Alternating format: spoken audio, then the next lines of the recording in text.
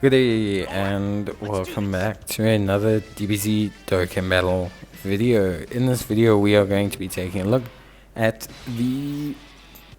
how we can complete I believe this one is the transformation boost mission for the Terrifying Conqueror stage.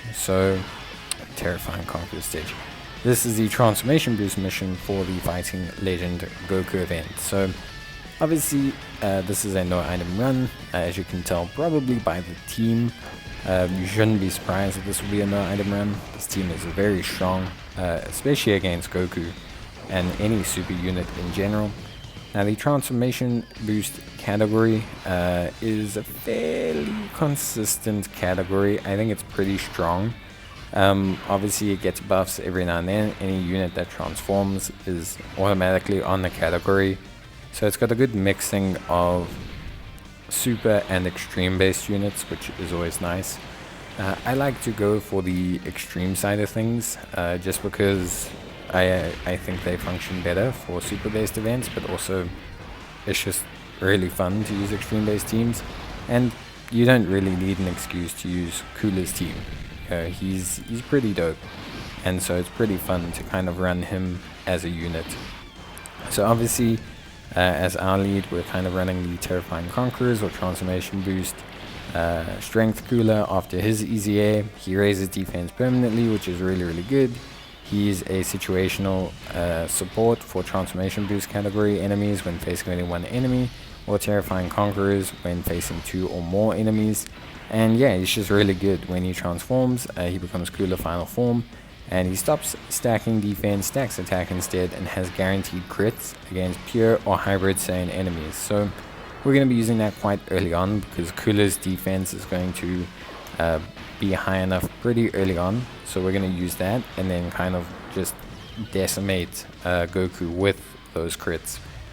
Then we have Strength, Planet Crushing Blow, Cooler Final Form. Obviously a great lead himself. Decided against using him as a friend lead though. And yeah, we've got 2 of them, which is going to be great. And yeah, just a really fun unit. Obviously gains attack and defense with each attack performed, launches 2 additional attacks, and then also has the ability to launch a guaranteed additional from the 10th attack in battle. Because of how quick we're going to go, Cooler's not even going to actually have the time to fully build himself up.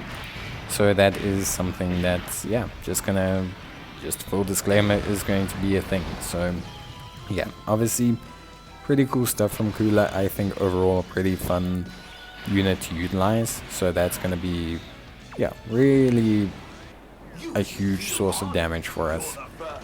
Then we're going to have the Tech Janemba. Tech Janemba is a cool unit. We're not going to use his transformation, but he's a pretty malleable unit. You know, his ability to guard all attacks, his ability to give support with 4 more type key spheres obtained, his ability to initiate damage reduction with 2 or more key spheres obtained. He's just very good. He's a very solid unit, and he's a lot of fun. He's an absolute blast to run, and I think he's really solid. So I find him great. I think we'll use him. His base form, weirdly enough, has aged incredibly well, and his transformation has been terrible. So it's pretty cool to see him still be usable as a good support selection on these teams. Then we have the physical LR Janemba.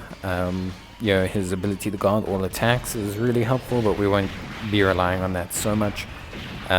He's just going to kind of float around and be a pretty just fun unit to watch his animations. He's not entirely necessary for this no item run, but it is just nice to have another strong defensive option if you were to get in trouble. He could definitely be a first slot tank for this whole event, but yeah, I just kind of wanted to show him off on the team, just to kind of show you guys obviously a little bit about him. Then we have the Transforming Frieza, which is a pretty fun unit. His easy air was really good, and he's still really good. Slowly gets better every single turn, with that, you know, attack and defense kind of creeping up and buffing up. And he gains attack and defense whenever he fires a super attack against a superclass enemy. He also gains attack and defense on his supers, and he recovers HP. So he's just a hell of a fun unit to kind of run. And he looks really good. I mean, you look at him on these teams, and he just does great damage, great defense. He's just very, very solid. So a super duper fun option that I personally have a lot of fun running. And I think he's a really cool, fun unit. The transforming mechanics are always cool. It's cool to see all his forms, and he links great with all the big boys of the transformation boost team. So yeah, don't discount him out, especially in some of these older events where there's just a need for raw defense. Like Frieza can hold his own. He's really good. And then finally we have Kulieza, a unit that kind of gained popularity with the strength LR cooler kind of coming out, and just is a very good unit. Attack and defense of 120% when performing a super attack. He's got a high chance of launching an additional super attack. Gives critical hit plus 10 with each super attack performed, 30%. And he has fusion or wicked bloodline category extreme class allies, 30%. So he's obviously super helpful, especially when your team is like filled to the brim with wicked bloodline units. So yeah, just good, just very, very good. Overall, you can kind of build this team however you want. I don't think there's a correct way, although I do find this team to have the best synergy and the most fun. Like, I don't need to think too hard with this team. It's a team that can take a little bit of time to build up, like a tiny bit of time, 1 or 2 turns, but then once it gets going, it looks, super impressive and very, very good. So yeah, I'm very happy with how this team functions. I just think in general, there doesn't need to be like a huge problem, if you know what I mean. So yeah, I'm pretty happy with the overall performance of the team. I think overall it's really, really solid, and I think for me, I'm really happy with how he functions as a unit. So, or how this team functions as a unit with all their different units or different like pieces coming together. I think it's really, really good. It's good for a lot more content than this, but I think it just makes this run a lot of fun, and it's always cool to see the cooler team pop off in a longer event. Although if you can call finishing the LGE in like 8 turns long, but either way, I think it's really fun to see them, and I think in general I'm pretty happy with like the whole team performance.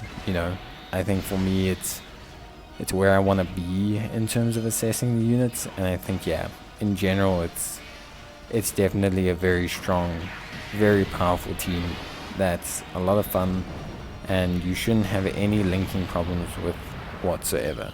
I think it's definitely the best version of the team, no doubt. But yeah, that is basically going to be it from me. I hope you guys enjoyed the video. If you did, you can leave a like, and yeah, I will gladly see you guys in the next one. Of course, if you have a suggestion for a team or you need any more help, you can always leave a comment down below. That's gonna be it from me. Bye.